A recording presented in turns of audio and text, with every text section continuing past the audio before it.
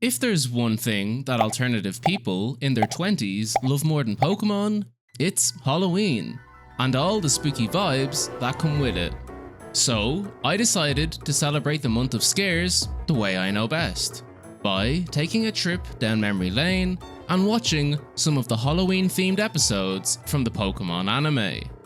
I also thought that it would be a fun idea to rate each episode out of 10, based on their spooky vibes, and how much it got me in the festive mood. Given that there's over 1200 episodes of the anime, I may have missed one or two. So if I've forgotten to include one of your favorites, or you don't agree with my ratings, feel free to let me know in the comments. Tentacool and Tentacruel! So, most of you probably assumed I'd start with the first true ghost episode of the Pokemon anime, The Ghost of Maiden's Peak. But I thought I'd dig a little deeper and take a look at Tentacool and Tentacruel for two reasons. One, this episode was banned from airing after the September 11 attacks, which makes it somewhat ominous and obscure in its own right. And two, it includes a pretty harrowing lesson about the importance of protecting the natural wildlife and ecology of the ocean. Or else they'll all decide to turn against us and use their mind control powers to burn down our cities. War of the World style. This episode isn't exactly scary in the traditional sense, but it does involve some classic horror cliches, like brainwashing, weapons of mass destruction, and a scary old hag. Look at that hair! Disaster! Oh! I don't need your beauty tips! I need to get rid of Tentacool! A solid 7 from me. The Ghost of Maiden's Peak! The Ghost of Maiden's Peak is probably one of the most memorable spooky themed episodes from the entire franchise, and for good reason. We've got a tragic tale of a lover who died after spending her entire life waiting for the man of her dreams to return home from war. Both James and Brock end up falling in love with the ghost of this woman, who has also put them under some sort of love spell. And hear me out, I can also see myself falling for these lover girl tricks. But unfortunately for them, you can't actually date a ghost. So with the help of another old hag, the gang perform an exorcism on James and Brock to try and ward away the Maiden's curse, which in a Scooby-Doo type twist reveals that it was a wild ghastly all along. Misty then uses the power of God, yes, I'm being serious, to try and defeat the ghost before it ends up disappearing after the sun starts to rise. This episode is fondly remembered for a reason, and for that Misty Christianity meme alone, deserves an 8 from me. Abra and a Psychic Showdown! Going into this video, I knew there were a set of episodes that have haunted me and many others since childhood. This trilogy revolves around the Saffron City gym leader, Sabrina, and her strange psychic powers. Abra and the Psychic Showdown starts us off with an ominous shadowy figure holding what looks like a possessed child's doll, really setting the scene for what's to come. I don't know about you guys, but creepy dolls have always freaked me out, especially as a kid. Something about them has always really gotten to me. So, of course, this whole episode revolves around a possessed doll stalking the gang. We're also shown what seems to be a psychic training facility run by a scientist with a very questionable accent. You know so little, yet you wish to challenge the great Sabrina. Really giving this whole episode a Stranger Things kind of vibe. Sabrina then proceeds to nearly kill this man by choking him before revealing that it was her who was controlling the possessed doll all along. And as if things couldn't get any scarier, Sabrina then decides to show us all how fucking broken psychic type Pokemon were in Gen 1 by absolutely destroying Ash in a gym battle, before sending the gang to the Shadow Realm. I mean, teleporting them into a miniature dollhouse where they'll be trapped for all eternity as her personal playthings. God, I love strong and scary women who might just kill me. 10 out of 10. The Tower of Terror! After the absolutely unhinged antics of the last episode, Ash realizes that the only way he can beat a broken psychic type Pokemon is by using something just as questionable. Comedy? Enter the Ghastly Gang.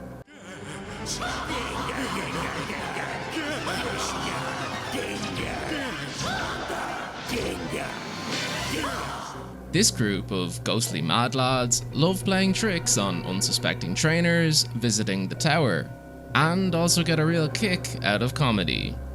I really do love how each Pokemon type kinda has its own stereotype in the early seasons of the anime. Like how all the psychic types are really ominous and powerful, while the ghost types are just whimsical little guys. I don't know, it just really adds to the charm of the earlier seasons. Anyways, Ash gets fucking killed in this episode.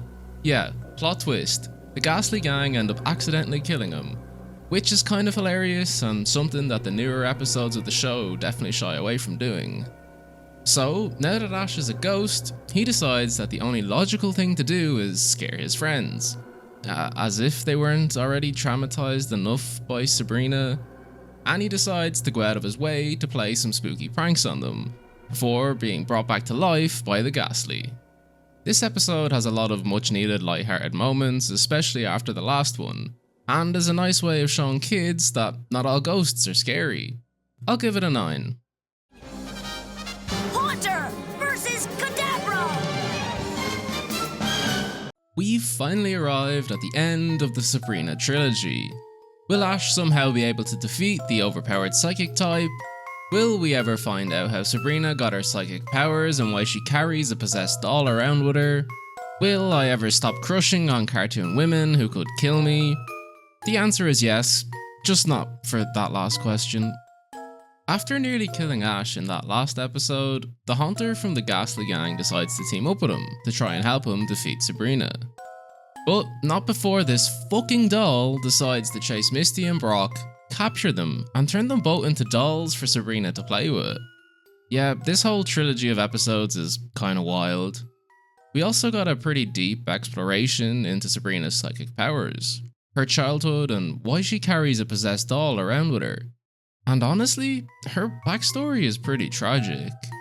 I kind of forgot how much lore some of the Kanto gym leaders have, and Sabrina is definitely up there as one of the more interesting characters to come out of this series, even if it's not fully explored in the anime.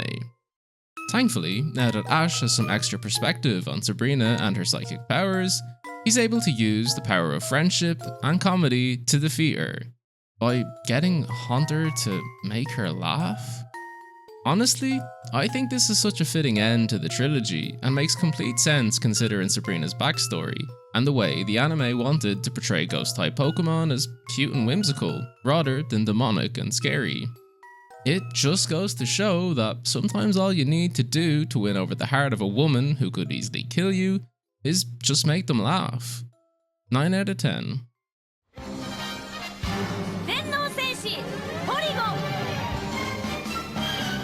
As you probably already know, Electric Soldier Porygon is a pretty controversial episode, considering it reportedly hospitalized over 600 Japanese people and was banned from ever being aired on TV again after just one broadcast. It's an episode I really hesitated to include in this video. However, I did finally end up watching it for the sake of research, and I think it deserves a brief mention, solely for the fact that it is one of the few episodes in the series' entire history that has ever had some scary real-world implications. It's also spawned thousands of creepypastas over the years, each one creepier than the next. Although this episode isn't exactly scary, the lore around it certainly is. And for the sake of this video, I'll rate it an 8, mainly for the creepypastas created around it, as they're pretty culturally significant within the fandom. The ancient puzzle of Pokemopolis! I wouldn't exactly call the ancient puzzle of Pokemopolis? Yeah, I really can't pronounce that, but it's not scary. However, it does involve interfering with the dead while they rest. which is a trope often used in Halloween movies as a way of reanimating people as zombies, and it's used pretty well here. We get to see giant ancient Alakazam and Gengar be brought back to life after their burial ground was disturbed, and we watch as they fight to the death like two giant Megazords from Power Rangers. This episode aired at a time in the series where there weren't really many legendary Pokemon, and it's pretty cool to picture an alternative universe where all the legendaries are just giant versions of Pokemon we already know, hell-bent on destroying the world. This episode doesn't have that much of a spooky factor to it, but it does have Jigglypuff, and a poor voice actor trying their best not to do a stereotypical French accent. Are you okay? What happened? I can't remember a thing. 6 out of 10. A ship full of shivers! Honestly, this episode is pretty forgettable, and I definitely think it suffers from being in the Orange Island arc, which is basically a filler season of the show while they were waiting for Gen 2 to come out. It also doesn't help that there were only 3 Ghost-type Pokemon in the early years of the franchise, so things start to get a bit repetitive when you're seeing the Ghastly line being used to play tricks in a spooky-themed episode for like the 5th time. Although, I am surprised that the show never really revisited the idea of a haunted shipwreck again, considering they ended up reusing the haunted house trope at least 100 times over the course of the 25 seasons. This episode needs new Ghost-type Pokemon and some dead pirates. Arg, disappointing, 4 out of 10. Illusion, confusion! For some reason, when I was growing up, I thought that traveling through haunted forests would be more of an issue for me than it actually ended up being. Shocker, I know. Illusion Confusion did spook me out a little as a kid, but aside from the unsettling setting of the episode itself, it isn't exactly creepy. It does, however, feature another old hag. Something that ugly only shows up in my nightmares. Is that so? Well, wake up, Sonny, cause I'm the best looking thing around here! Which seems to be a bit of a run-in joke in these spooky-themed episodes, and I'm totally here for it. I suppose this episode does introduce us to Hoot Hoot, and he's a swell little guy.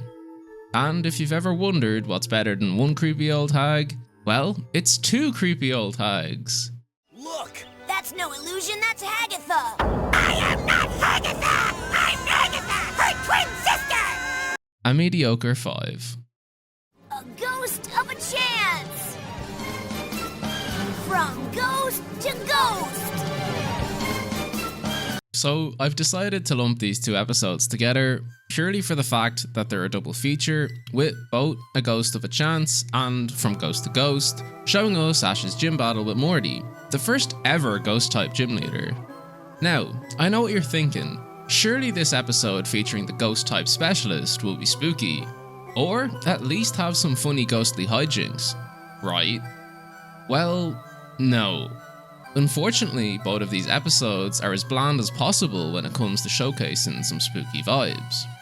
It would have been pretty hard to top the Sabrina Gym Battle trilogy, but I feel like whoever wrote these episodes didn't even want to try. Like I previously mentioned, the earlier seasons of the show really struggled in the spooky department, considering there were still only a handful of Ghost-type Pokemon that they could use. And for some wacky reason, the Generation 2 Ghost-type Gym Leader only uses Generation 1 Ghost-type Pokemon. Cause, God forbid he'd use any of the new Ghost-type Pokemon added in Gen 2. 4 out of 10 for both episodes. Just waiting on a friend! Another episode featuring the spirit of a sad lover girl waiting for her man to return? Sign me up! Just Waiting on a Friend definitely has a similar feel to Season 1's A Ghost of Maiden's Peak, but adds a few heartbreaking twists of its own. Instead of the Maiden's ghost being a ghastly that's playing tricks on people, it's actually a creepy illusion created by a lonely Ninetales, whose soul has been shackled to its old master's house, trapping it there forever. It's tragic enough to think about a cartoon woman's spirit being unable to rest as it waits for its lost lover, but a Pokemon soul? Now that's heartbreaking. All I could picture when I was watching this episode was my purr dog Sky sitting in my room and staring out of the window while she waits for me to come home from work. So yeah, aside from this episode being pretty spooky, it's also pretty emotional, especially if you've got a pet of your own and can see the similarities between them and Ninetales. An emotional 8. Hocus Pokémon! Well, it only took them 5 seasons, but we finally got a witchcraft episode. Hocus Pokémon features Lily the Witch, who is probably the most stereotypical British witch I've ever seen since Emma Watson played Hermione Granger. Well, how could I possibly say no to that? Sure, just give me a sec. You're going to take someone's eye out.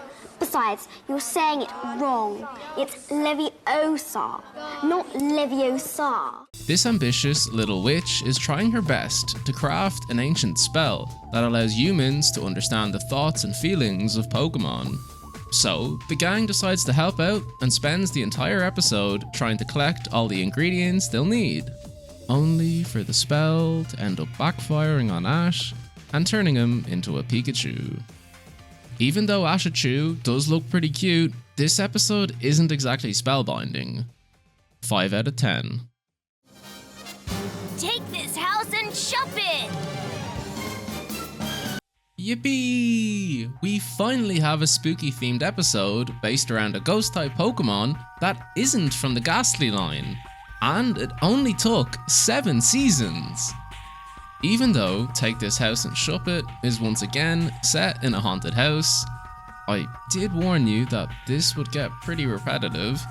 It does redeem itself slightly by featuring a new little ghostie for us to fall in love with. It turns out Shop It is just this silly little guy who wants someone to play with, and after befriending Max, they spend the episode hanging out and having fun. This episode isn't exactly spooky, but it is pretty wholesome and features a lot of scenes of Max and the Shuppet playing pranks on the gang, which is pretty reminiscent of Ash in the Tower of Terror. I'll give it a 6, mainly for the fact that it finally introduces us to a new ghost type Pokemon, and because I find Shuppet absolutely adorable. Ghoul Days! While doing research for this video, Ghoul Days was a fan favourite episode that seemed to be on everyone's Halloween themed watch list, and thankfully it lived up to the hype. This episode is all about a, you guessed it, possessed little girl who is trying to drag her unsuspecting victims to their deaths. And if you couldn't already tell from the Sabrina episodes, stuff like this freaks me the fuck out. There's also a wild Dusknoir on the loose with questionable intentions, which only adds to the spooky vibes. And as a little side note, Dusknoir's design and demonic presence has always reminded me of the Grim Reaper or even the Dementors from Harry Potter, which I think only adds to the suspense of this episode. Thankfully, it turns out Dusknoir wasn't trying to harm anyone at all, and was only trying to protect them from the real villain, who, you guessed it, was the possessed little girl, who, might I add, spends the final third of this episode trying to kill Ash by dragging him into the spirit world. So yeah, now you can see why I hate demonic kids so much. 8 out of 10. Get your Rotom running! Oh wow, what a surprise. Another haunted house episode featuring a ghost type Pokemon playing tricks on the gang. How original. Get Your Rotom Running doesn't exactly add anything new to a formula that was already pretty stale about 7 seasons ago. I guess seeing Rotom turning into all its alternate forms throughout the episode has its moments, but it's still a measly 4 from me. A night in the Nacrene City Museum! A Night in the Nacrene City Museum is once again set in a haunted... Wait, it's a museum and not a haunted house. Wow, my prayers, they've been answered. And it even features the stone mask from JoJo's and Dan Green? I have your mission from headquarters. Tell us. First, have you finished investigating the city museum? Unfortunately, this episode isn't exactly scary, spending most of its runtime playing up on Silent's disbelief in the supernatural for laughs. Instead of focusing on something like, I don't know, actually scary, 5 out of 10. The Lost World of Gothitelle! This episode is a bit of an outlier for me. It isn't exactly scary and doesn't feature any ghost type Pokemon, and no, I don't find Lolita fashion to be that spooky, so Gothitelle gets a pass from me. Instead, this episode decides to focus on the scariest thing of all, the passage of time and our own mortality. We watch as a heartbroken Gothitelle, driven mad by the fact that they've lost everyone close to them, does everything in their power to try and turn back time. By the end of the episode, we're left with quite a somber takeaway.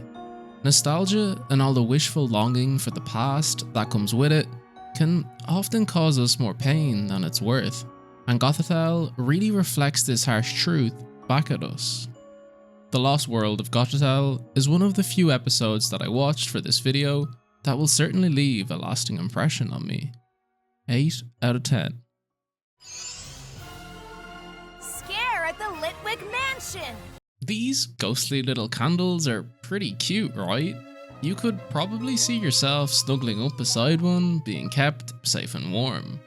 Well, what if I told you that they were actually natural-born killers? Yep, this episode is pretty crazy. These Litwick are hell-bent on killing Ash and the gang, and they don't just do it by throwing random objects at them. They go one step further and decide to drain their souls as well. They literally spend the final few minutes of this episode trying to blast their cast into a portal that leads to the spirit world. Who greenlit this? These little guys might look cute and cuddly, but they're actually absolutely insane. And you know what? I kinda love that for them. And as if this episode couldn't get any more iconic, they somehow managed to fit multiple homages to The Shining into it. Absolute cinema. 10 out of 10 for the sheer insanity of it all. Seeking shelter from the storm! Honestly, this episode is heartbreaking, and Esper might just be one of the most precious little babies I've ever seen in my life. I spent this whole episode smiling at its silly little mannerisms and goofy vibes, and was not expecting the emotional ending to hit me as hard as it did. I really don't want to spoil this episode for anyone who hasn't already watched it, and I'd highly recommend that you check it out for yourself if you can. And I am DB9. Scary hospitality! Oh boy, another lackluster haunted house episode. We're now 18 seasons into the Pokemon anime, and somehow we're still using the ghastly line in our Halloween episodes, despite the fact that Generation 6 added tons of its own new ghost types. And yeah, that's about all I have to say on Scary Hospitality. Unfortunately, there was really nothing memorable, scary, or even heartwarming about it. 5 out of 10.